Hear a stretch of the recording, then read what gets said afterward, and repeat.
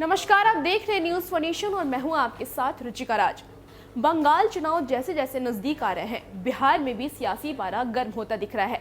जी हां, हम आपको बता दें कि सीपीआई माले के अध्यक्ष दीपांकर भट्टाचार्य ने अपने कार्यालय में एक प्रेस कॉन्फ्रेंस किया है और उसमें लोगों से साफ तौर से अपील की है कि अब वो भाजपा को वोट ना करें, क्योंकि जिस तरीके से लगातार खबरें आ रही हैं कि किसान आंदोलन की बात कर ले तो किसान आंदोलन में भी जिस तरीके से किसानों की मौत हुई और उसके बाद भी मोदी सरकार किसान बिल पे कोई एक्शन लेती नहीं दिख रही है। साथ साथ अगर बात करें प्राइवेटाइजेशन की, तो उस पर भी उन्होंने कहा है कि जो प्राइवेटाइजेशन हो रहा है उसकी वजह से लोगों को रोजगार नहीं मिल रहा है, लोगों को दिक्कत हो रही है। लेकिन मोदी सरकार ये सब कुछ नहीं देख रही है, उनको सिर्फ अपनी ही करनी है। इसको लेकर के और क्या कुछ कह रहे हैं दीपांकर भट्टाचार्य, पहले उनके पूरे बयान को सुनिए। हमने तो 100 दिन पूरा कर लिया है, 105-10 दिन हो गया और इस आंदोलन के दौर में शहादत देने वाले, मरने वाले किसान नेता, किसान कार्यकर्ता, किसानों की संख्या अब 200 से ऊपर हो गई है। तो किसान आंदोलन का जो संदेश है अब पूरे देश में पहुंच गया है और ये आवाज़ हमने देखा कि जो चुनाव होने वाले हैं बंगाल में, असम में, तमिलनाडु, केरल, पौंडीचेरी में, उन चुनावों में भी आवाज़ गूंज रही है। किसान नेताओं का जत्था पूरे देश का दौरा कर रहा है और जनता से ये अपील है कि भारतीय जनता पार्टी को कोई वोट नहीं, क्योंकि ये वोट ले करके भाजपा ने किसानों पर चोट किया, देश के ऊपर चोट किया और इसीलिए ज़रूरी है कि इस समय भाजपा को अब वोट ना मिले, वोट का उसको हक नहीं है। किसानों के साथ साथ इस समय ज़बरदस्त मजदूरों का भी आंदोलन जारी है निजीकरण के खिलाफ और 15 तारीख को पूरे देश में सभी केंद्रीय ट्रेड यूनियन ने निजीकरण विरोधी दिवस ऐलान किया है। बैंक और बीमा में 2 दिन की हड़ताल है। तो हम पूरे इस मजदूर आंदोलन का साथ दे रहे हैं और हमें लगता है कि काफ़ी हद तक ये जनादेश हमें मिला था। हालांकि सरकार फिर भी बच गई, लेकिन सरकार बच जाने का जो परिणाम हुआ, आज पूरे बिहार में फिर से अपराध तेजी पर है, बढ़ रहा है लगातार और लग रहा है कि शराब माफिया की सरकार चल रही है। हर रोज़ आप देखेंगे कि जहरीली शराब के मामले में यहाँ वहाँ मौत की खबरें आएंगी।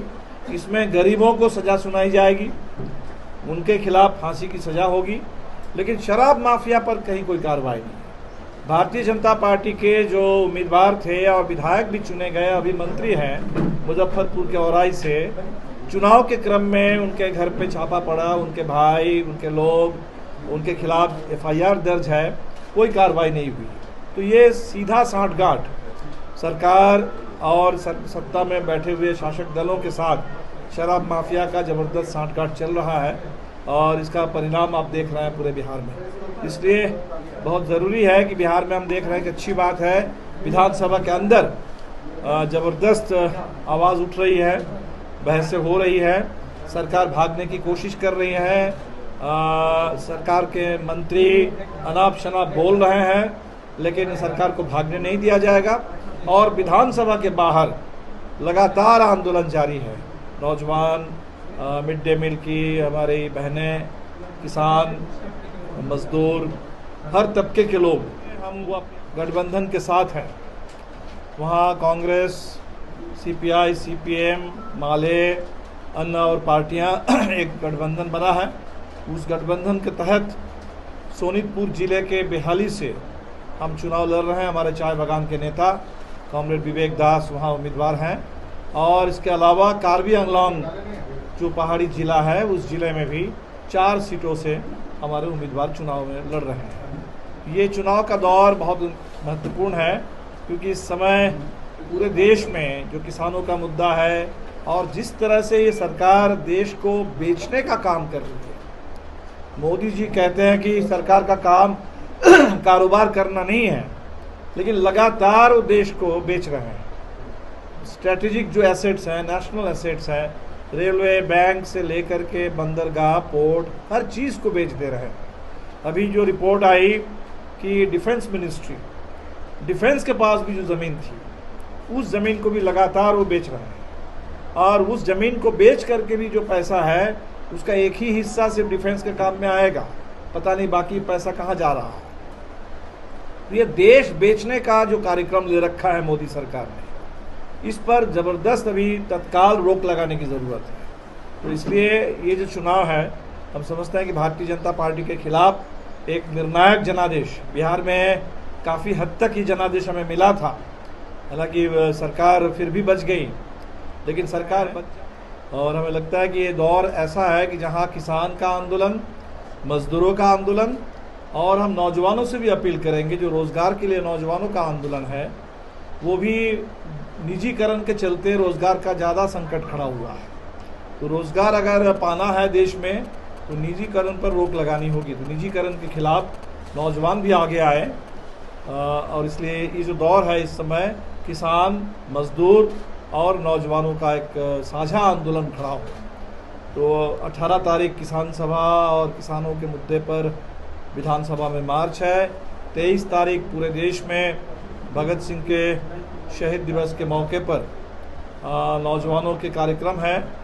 26 तारीख किसान संगठनों ने और ट्रेड यूनियनों ने मिलकर भारत बंद का ऐलान किया, तो उस भारत बंद को भी हमारा पूरा समर्थन रहेगा। जहाँ तक अभी विधानसभा चुनाव का सवाल है, तो हम बंगाल में, असम में और तमिलनाडु और पौंडीचेरी में उम्मीदवार उतार रहे हैं। बंगाल में 12, तमिलनाडु में भी 12, असम में 5 और पौंडीचेरी में 1।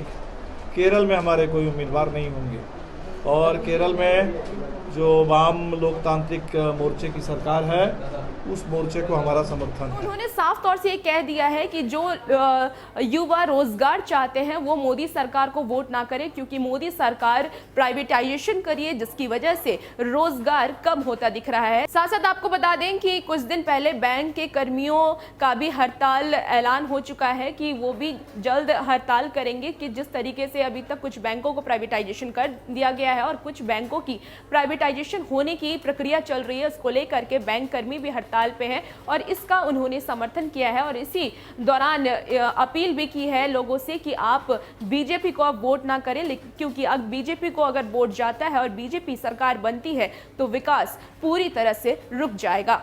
और भी ऐसे अपडेट्स के लिए हमारे साथ बने रहें और देखते रहें न्यूज़ फॉर नेशन। नमस्कार।